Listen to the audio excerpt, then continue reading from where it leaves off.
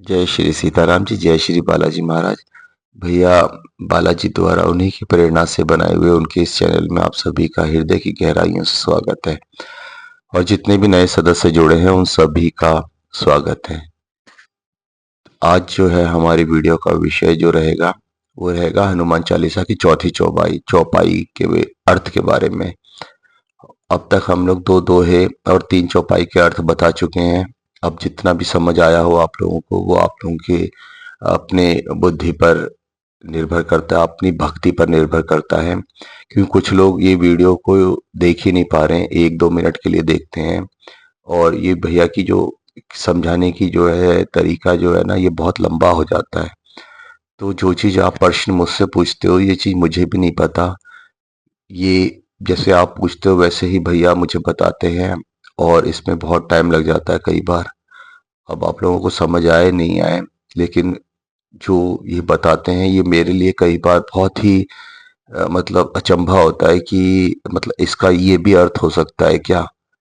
तो मुझे बहुत मतलब फिर मैं सोचता हूँ कि आप लोगों को बताऊंगा तो कैसा लगेगा और समझ आएगा कि नहीं आएगा, क्योंकि मेरी एकदम दिमाग की घंटी बज जाती है कि मतलब इस चीज़ का भी ऐसा भी हो सकता है। फिर पूरे यूट्यूब में या फिर कहीं पे भी ऐसा कुछ भी देखा तो नहीं, मिलता नहीं है। तो मैं समझ मुझे मतलब खुद ही वो लगता है कि पता नहीं ऐसे कैसे हो सकता है कि और क्यों आप लोग विश्वास करोगे? ये आप लोगों के विश्वास के ही ऊपर है। अगर आप करना चाहो तो ठीक है, वरना नहीं करना चाहो तो प्लीज़ चैनल को अनसब्सक्राइब भी कर दो तो ज़्यादा अच्छा है। मेरी रिक्वेस्ट है। मैंने आज तक कभी किसी को सब्सक्राइब करने के लिए नहीं बोला है, लेकिन अब मैं बोल रहा हूँ कि आप चैनल से दूरी रहिए, अनसब्सक्राइब कर दीजिए।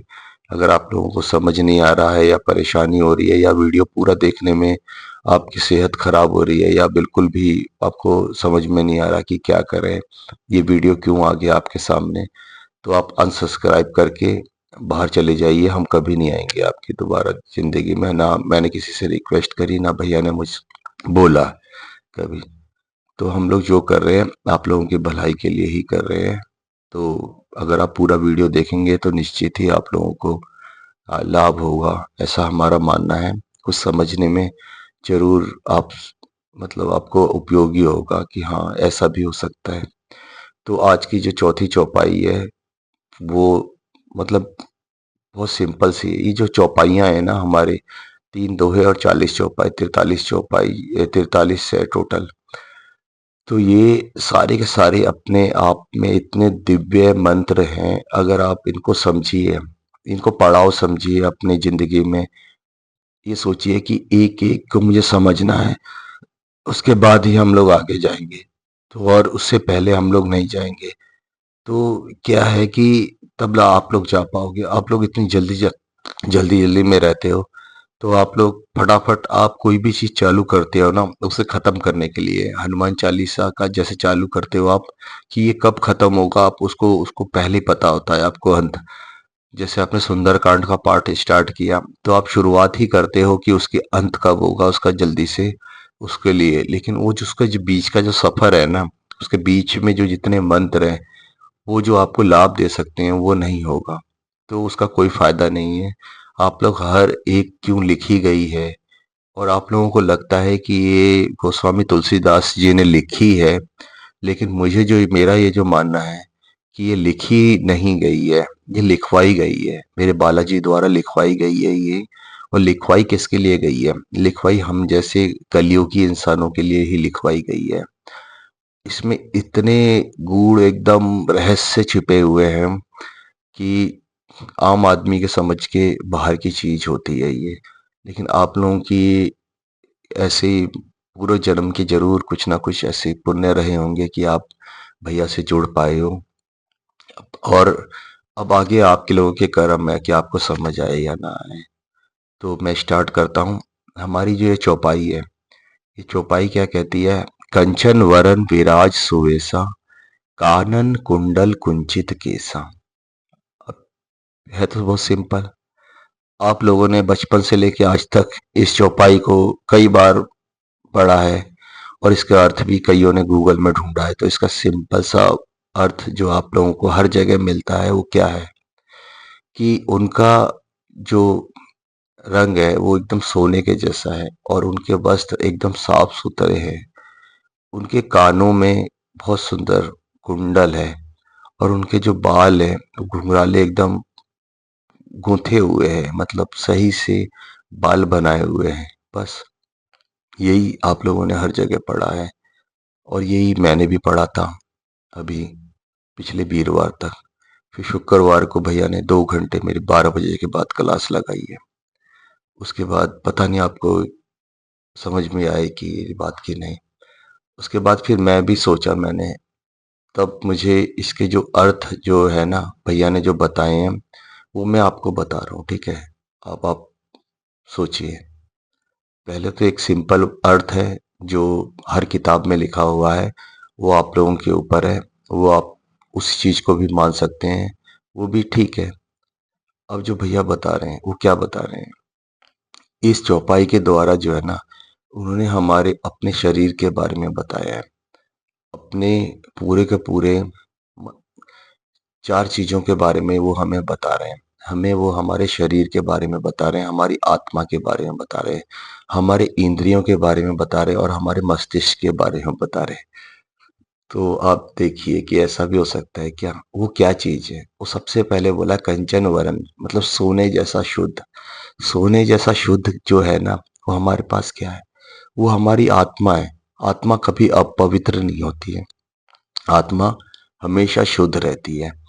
इसी शुद्ध स्वर्ण वर्ण से हम लोग आए हैं, सोने से जो है हम बने हैं।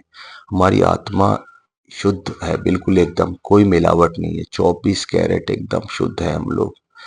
तो वैसे ही शुद्धता कैसे, हम सोना को कैसे हम लोग लेने जाते हैं तो बोलते हैं भैया कितना शुद्ध है, तो हमारी आत्मा बिल्कुल एकदम शुद्ध है। कंचन वरन जो है हमारी आत्मा के बारे में बताया गया है कि हाँ, हमारी आत्मा सोने जैसी एकदम पवित्र है, एकदम शुद्ध है, ये अपवित्र नहीं है। और वरन सुवेसा, जो हमारा जो शरीर है ना, इस शरीर को क्या बताया गया है, इसको कपड़ा बताया गया है। आत्मा के ऊपर जो हमने कपड़ा लपेटा हुआ है वो क्या है, शरीर है। ये चेंज होते रहते हैं, ये गंदा होता रहता है, ये मैला होता है, ये जिसको धोने के लिए लोग कहाँ कहाँ जा रहे हैं। तो यही एक शरीर है हमारा। वरन जो है वो आत्मा का कपड़ा है जो कि गंदा होता है, इसको हमको साफ करना है। वो साफ कैसे होगा, वो भी भैया बताते हैं कि वो साफ तभी होगा जब हम अपने दिल में, हम अपने जो है शरीर को अपना साफ सुथरा, मतलब जो शरीर को जो चीज चाहिए, क्यों हम बोलते हैं कि गंदी चीजों का आप सेवन ना कीजिए और अपना इस शरीर का उपयोग जहाँ से जहाँ तक भी हो सकते हैं ये प्रभु कार्य में लगाइए। ये इसीलिए बोला गया है कि जब हम पर शरीर से साफ होते हैं ना, तब हम लोग शरीर के बाद में मन से होते हुए आत्मा तक पहुंच पाते हैं। आत्मा हमारी पवित्र है, वो एकदम उज्ज्वलित है। उस तक पहुंचने के बाद में फिर उसके बाद में परम आत्मा की प्राप्ति होती है। परम आत्मा परम हमारे बालाजी हैं। परमात्मा ने यही चीज लिखवाई है इसमें कि आत्मा मतलब सोने जैसी शुद्ध होती है और शरीर जो है ना हमारा वो साफ सुथरा होना चाहिए। इसके लिए बहुत सारे नियम परहेज, ये सारे आपको त्याग करना पड़ता है। योग, ये सारे का सारा करने के बाद में आपका जो है शरीर उस योग्य बनता है कि आप वहां से आत्मा तक पहुंच पाए। तो आत्मा सबके अंदर है, आत्मा हर जगह पूरे शरीर में आपके व्याप्त चलती रहती है। तो लेकिन उसको पहचानना पड़ता है, वो कभी कभी जो है आपको पहचान में आती है, उसको जागृत करना पड़ता है, वरना इंसान शरीर से ही शुरू होता है और शरीर में ही खत्म हो जाता है। पूरी जिंदगी वो शरीर शरीर को ही देखता रहता है। तो हमें ये शरीर से आत्मा की यात्रा है, ये पहले दो जो शब्द है, कंचन वरन विराज सुवेसा। उसके बाद क्या कह रहे हैं, ये कानन कुंडल कुंचित केसा। कान क्या है हमारे, ये इंद्रियां हैं, हमारे शरीर में 5 इंद्रियां हैं, इसमें कुंडल डाल दिया है। कुंडल मतलब इसमें हमने अपने आप को कहीं ना कहीं एक, मतलब संयम हमने रखा हुआ है इसमें। हमने इसको संयमित रूप से इस्तेमाल करना है जितने भी हैं। हमने एक नकेल कस दी है, जैसे कान में हमने जो कुंडल ये डालते हैं यहाँ पे, ऐसे ही हमारे इंद्रियां जो पांचों हैं, वो पता ही होगा आप लोगों को, कान, नाक, आंख, गला, गंध जो है, स्वाद होता है, स्पर्श होता है। तो ये जो है, ये सारी इंद्रियों को जो है ना, ये इंद्रियां क्या है, ये इंद्रियां जो है ना हमारे मन रूपी रावण की दास है। ये मतलब उन उसको जो भोजन चाहिए, उसको जो खाना चाहिए ना, वो क्या होती है, मन का खाना क्या होता है, वो उसका खाना होता है नेगेटिव चीजें, गंदी चीजें। तो वही चीज ला ला के इनको दे रही है। जैसे मन को चाहिए कि आपको गंदी चीज देखना है, मतलब वो उसमें आनंद आता है उसको गंदगी में, तो आपकी आंखें गंदी चीजें आपको दिखाती है। मन का मन करता है गंद बकना है, तो आपका मुंह उसको गंद बकवाता है। मन का मन कर रहा है कि यार कुछ गलत सुनना है, गंदा सुनना है, तो हमें उस गंद को जो है हमें सुनना है। तो ये कान उस काम में लग जाता है। हमें स्पर्श भी जो है, हमें गंदा वाला हमें वो चाहिए। तो ये सारी चीजें, तो ये जो इंद्रियां है ना, ये हमारी उपयोग के लिए है, ये प्रभु भक्ति के लिए है, अच्छी चीजें, सकारात्मक चीजें देखने के लिए है।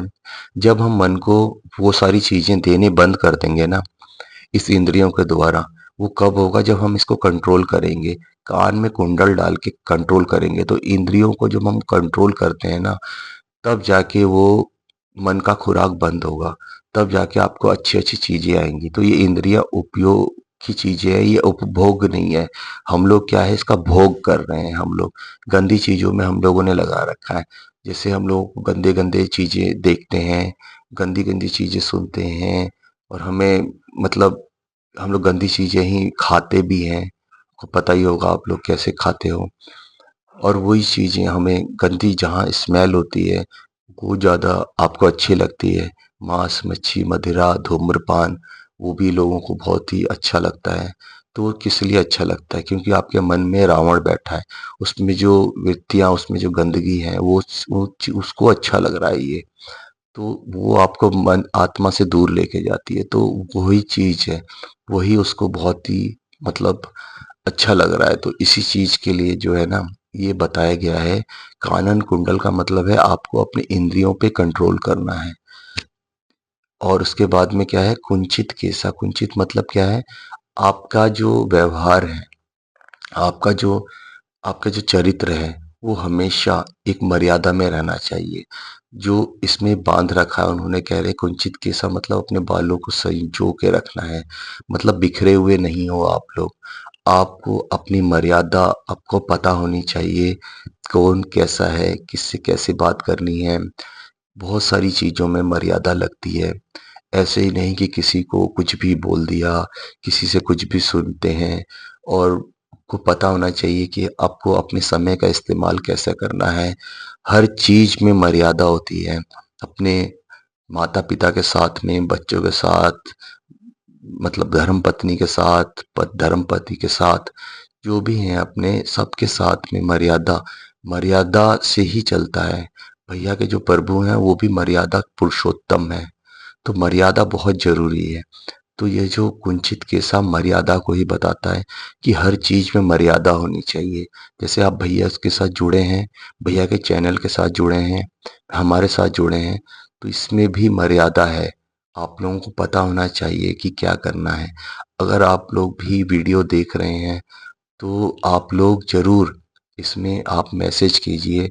मैसेज करने की आपकी एक मर्यादा है, वो आपको करना चाहिए। आपको अच्छा लगता है, बुरा लगता है, आप ज़रूर बताइए, क्योंकि ये चीज़ें बताना, अच्छी चीज़ों में अपना मंतव्य देना और हमें अपना बताना, हमारे अंदर में, मैं बार-बार बोलता हूँ कि भगवान या प्रभु या बालाजी जो है ना हमारे, वो हमारे जिज्ञासा का तो हो सकते हैं, मगर उसमें हम लोग क्या कर सकते हैं, संदेह नहीं कर सकते हैं।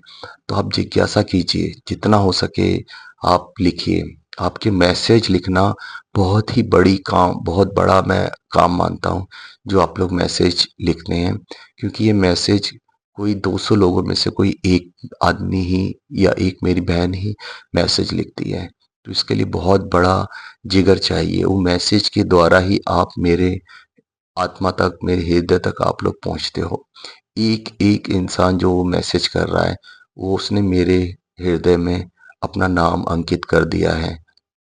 तो ये बहुत आप लोगों के लिए बहुत ही अच्छी चीज़ है और मैं हर एक मैसेज को पढ़ता भी हूँ और उसका रिप्लाई भी देता हूँ जब तक जहाँ मेरे पास टाइम होता है और जो भैया मुझे प्रेरणा देते हैं।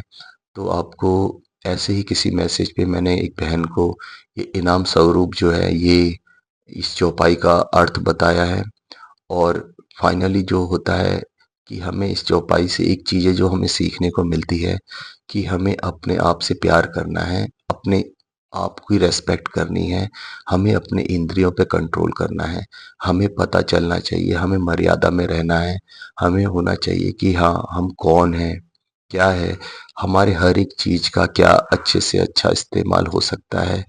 तो यही चीज़ जो है हमारी ये चौपाई हमें बताने की कोशिश कर रही है। तो ज़्यादा लंबा नहीं है ये, तो आप कोशिश कीजिए कि वीडियो को पूरा देख के इसको समझने की कोशिश कीजिए। आप लोग समझेंगे, जितनी ज़्यादा से ज़्यादा कमेंट्स कर सकते हैं, जितनी ज़्यादा से ज़्यादा अगर आपको अच्छा लगता है लाइक कर सकते हैं, तो आप लोग ज़रूर इसमें कोशिश कीजिए लाइक करने की और जो भी आपके प्रश्न हो उसका मैं जवाब ज़रूर दूँगा। जिसको भी आपको ये भेजना हो वीडियो जिसको भी आपको ज़रूरत लगती हो, तो आप लोग ज़रूर भैया का ये संदेश, भैया का इस दास का संदेश ज़रूर पहुँचाइए और अगर कुछ भी इसमें से और रह गया, तो मैं आने वाले वीडियोज़ में ज़रूर बताऊँगा। और जो भी यहाँ तक वीडियो देख पाए हैं, तो भैया उनको ज़रूर आशीर्वाद देंगे।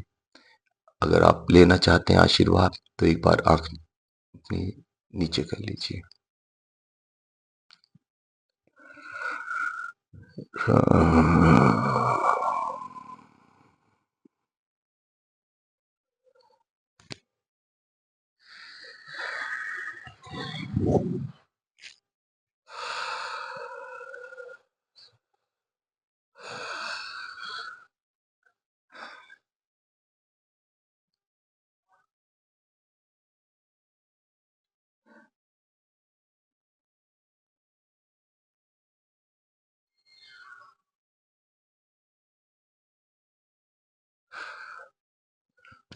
जय जय श्री सीताराम,